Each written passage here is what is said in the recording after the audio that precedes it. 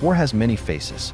Some plan it, some endure it, and some exist only to embody it. Among the gods of Olympus, one did not stand for justice or wisdom. He stood for violence itself. This is the story of Ares, the god of war, fury, and chaos. Ares was the son of Zeus and Hera, born not of strategy, but of impulse. And unlike many gods, Ares was not admired. The Greeks did not praise him. They did not build grand temples in his honor. In fact, even his own father, Zeus, spoke of him with contempt, because Ares didn't represent victory or glory. He represented the horrifying cost of war, the bloodshed, the chaos, and the mindless slaughter. While his half-sister Athena represented controlled, strategic warfare, Ares embodied pure bloodlust. He didn't care why wars were fought, only that they were. He reveled in the clash of weapons, the panic of soldiers, and the screams of the fallen.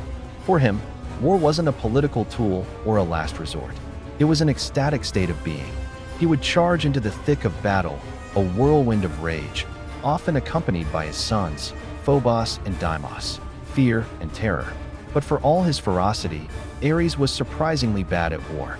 He was a god who often lost. He charged into battle without any foresight, ignoring the consequences, and was repeatedly defeated, sometimes even by mortals.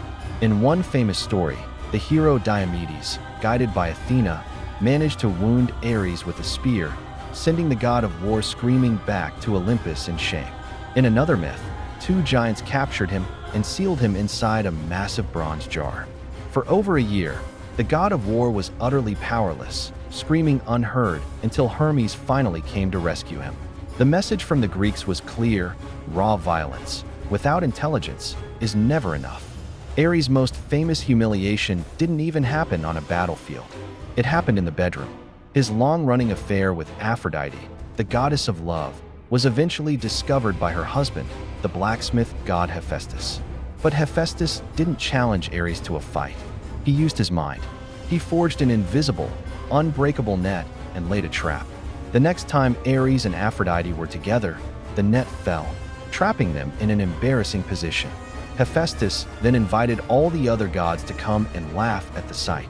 The god of fury was caught not by strength, but by cleverness. Fury without thought is easily controlled. So why did the Greeks fear him so much? It's because Ares was not evil, but he was dangerous.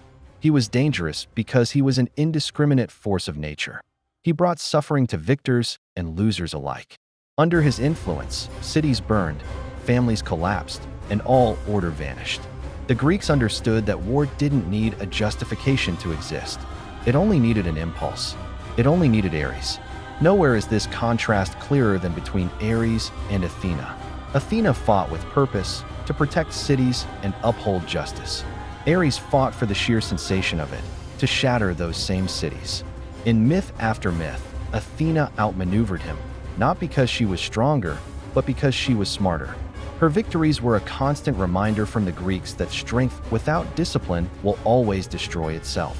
In the end, the tragedy of Ares is that he wasn't misunderstood like Hades. He was understood perfectly, and that was the problem. He could not change his nature. Where other gods learned and planned, Ares only reacted and repeated his mistakes. He was a necessary part of the cosmos, representing an undeniable aspect of human existence, but he was never celebrated.